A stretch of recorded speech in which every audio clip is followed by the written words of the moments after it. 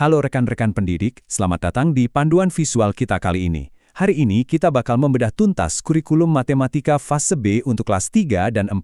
Kita tahu, teks kurikulum itu kadang terasa padat banget kan? Nah, di ulasan kurikulum ini, kita akan ubah tumpukan teks administratif tersebut jadi sebuah cetak biru visual yang super jelas dan pastinya siap untuk langsung Anda praktikkan di kelas. Jadi kalau Anda butuh cara paling efisien untuk paham target belajar siswa di fase ini, Anda ada di tempat yang tepat.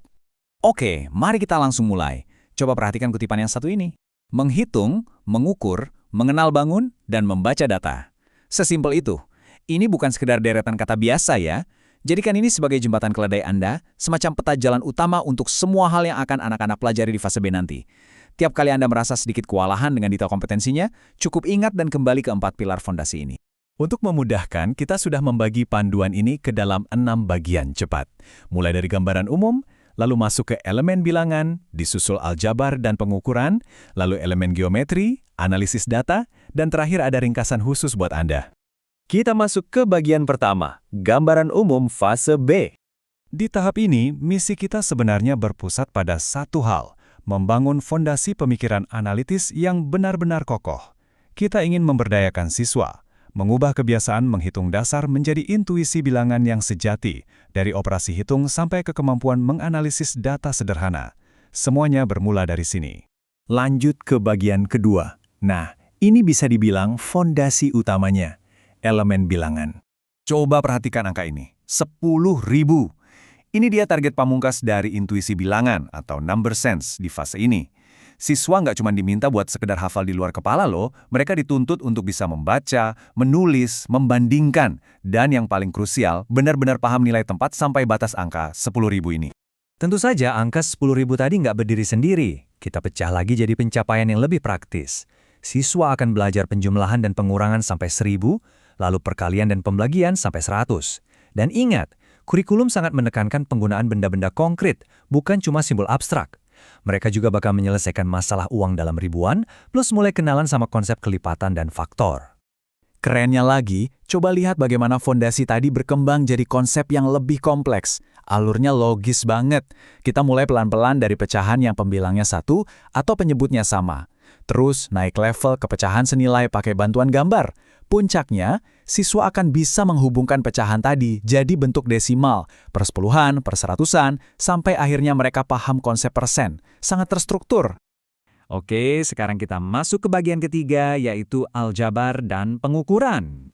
Kita menggabungkan dua elemen ini karena keduanya sama-sama cabang aplikasi praktis dari bilangan. Ibarat dua sisi koin yang berbeda tapi saling melengkapi. Di sisi kiri, aljabar melatih siswa mencari nilai yang hilang sampai angka 100 dan memahami pola yang membesar atau mengecil. Di sisi kanan, pengukuran ini ngebawa matematika langsung ke dunia fisik. Anak-anak mulai pakai satuan baku seperti sentimeter dan meter untuk panjang, sampai belajar mengestimasi luas dan volume benda-benda di sekitar mereka. Masuk ke bagian keempat, di sini kita akan membahas elemen geometri. Disinilah kemampuan visual dan spasial anak diuji. Target bentuk yang harus dikuasai itu cukup lugas. Siswa harus bisa mengenali dan mendeskripsikan ciri-ciri dari segi 4, segi 3, dan segi banyak. Jadi mereka nggak cuma tahu namanya, tapi bisa menjelaskan secara rinci apa yang bikin sebuah bangun itu disebut segi 4 atau segi 3. Nah, ini dia poin krusialnya. Komposisi dan dekomposisi. Kedengarnya memang akademis banget ya, tapi intinya sederhana.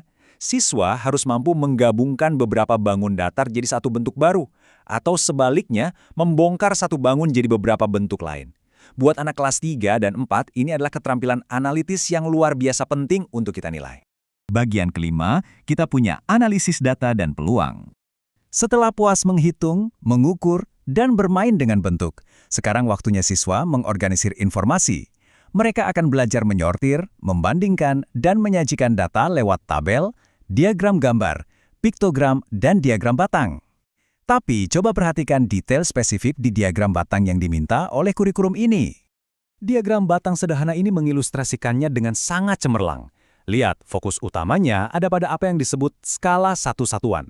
Artinya, setiap langkah di sumbu grafik itu mewakili tepat satu unit. Ini penting banget nih biar siswa benar-benar paham konsep korespondensi satu-satu saat membaca data, tanpa harus dibikin pusing sama interval skala yang kompleks. Dan akhirnya, kita sampai di bagian ke-6, ringkasan pendidik. Ini dia puncak dari ulasan kita hari ini. Saya sangat menyarankan Anda buat ambil tangkapan layar atau screenshot tabel ini sekarang juga. Ini adalah cetak biru utama Anda. Kita udah meringkas semua teks tebal itu jadi satu panduan visual yang tajam. Mulai dari target 10.000 di elemen bilangan, sampai diagram skala satu satuan di analisis data, semuanya ada di sini. Siap untuk memandu rencana pelaksanaan pembelajaran Anda. Nah, pertanyaannya sekarang, bagaimana Anda akan mengadaptasi cetak biru ini ke dalam aktivitas kelas Anda hari ini? Coba ingat lagi jembatan keledai kita tadi. Menghitung, mengukur, mengenal bangun, dan membaca data. Jadikan itu kompas Anda. Yuk, bawa struktur dan kejernihan dari panduan ini untuk menginspirasi anak-anak biar mereka nggak cuma belajar matematika, tapi benar-benar memahaminya. Terima kasih sudah menyimak dan sampai jumpa di panduan visual kita berikutnya.